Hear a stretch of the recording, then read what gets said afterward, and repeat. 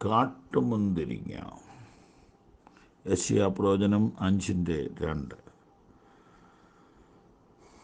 മുന്തിരിങ്ങ കായ്ക്കുമെന്ന് അവൻ കാത്തിരുന്നു, കായ്ച്ചതോ കാട്ടുമുന്തിരിങ്ങ. പ്രതീക്ഷിച്ചത് ലഭിച്ചില്ല, പ്രതീക്ഷയ്ക്ക് വിരുദ്ധമായത് ലഭിച്ചു. മധുരമുള്ളതും ആരോഗ്യകരവുമായ മുന്തിരിങ്ങയ്ക്ക് പകരം വിഷം,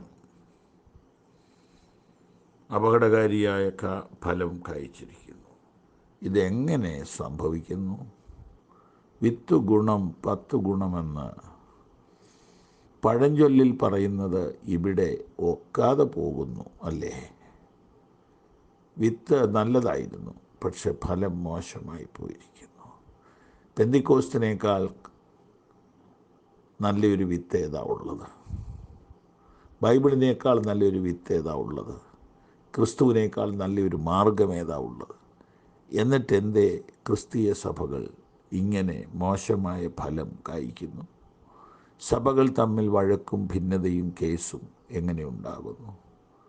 നാം ഒരുമിച്ച് ഒരു ഉണർവിന് വേണ്ടി പ്രാർത്ഥിക്കണം. വെയിൽസിലും മറ്റും ഉണ്ടായതുപോലെ ഒരു ഉണർവുണ്ടായേ പറ്റൂ. കാട്ടുമുന്തിരിങ്ങ കായ്ച്ചുകൊണ്ടിരിക്കുന്ന കാലമാണിത്.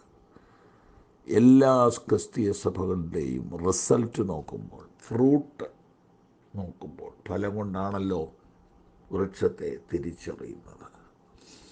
ഒരു സഭയെയും കുറ്റം പറയാനില്ല.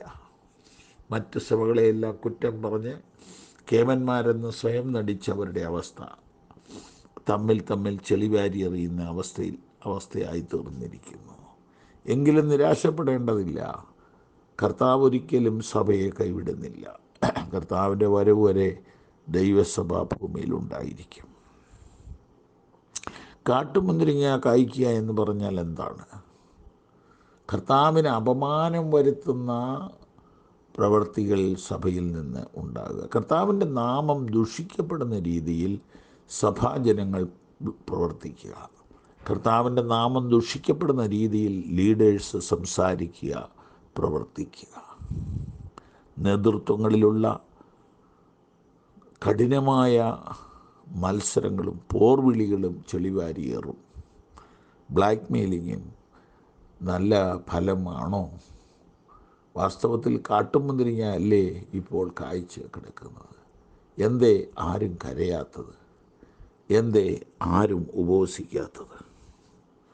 പ്രഹസനങ്ങളും പബ്ലിസിറ്റിക്ക് വേണ്ടിയുമുള്ളതായ ഉപവാസങ്ങളൊന്നും സ്വർഗത്തിലെത്തുകയോ ഫലം കൊണ്ടുവരികയോ ഇല്ല. കർത്താവ് കരയുന്നു, എന്തേ കാട്ടുമുന്തിരിങ്ങ കായ്ക്കുന്നു? തോട്ടക്കാരൻ നിലവിളിക്കുന്നു, ഇതെന്താ കാട്ടുമുന്തിരിങ്ങയാണല്ലോ എല്ലായിടത്തും കായ്ക്കുന്നത്.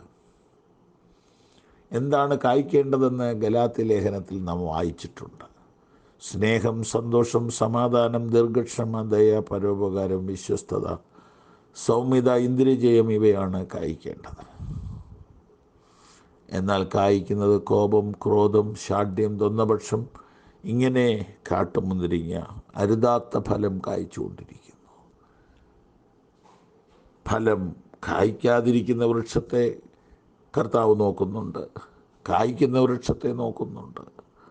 എന്നാൽ കാട്ടുമുന്തിരിങ്ങ കായ്ക്കുന്നതിനെ അതിൻ്റെ മതിലിടിച്ച് വേലി പൊളിച്ച് എന്നേക്കുമായി നീക്കിക്കളയുന്ന അവസ്ഥ കാണുന്നു. നമുക്ക് എന്ത് ചെയ്യാൻ പറ്റുമെന്ന് ഓരോരുത്തരും ചിന്തിക്കട്ടെ. നാം നമ്മുടെ കൊച്ചു കാര്യം മാത്രം ചിന്തിക്കാതെ ആഗോള ദൈവസഭയെ നോക്കിയിട്ട് പറ, ഇത് കാട്ടുമുന്തിരിങ്ങ കായ്ക്കുന്നു, ഇതിനൊരു മാറ്റം വരണം. ആമേൻ.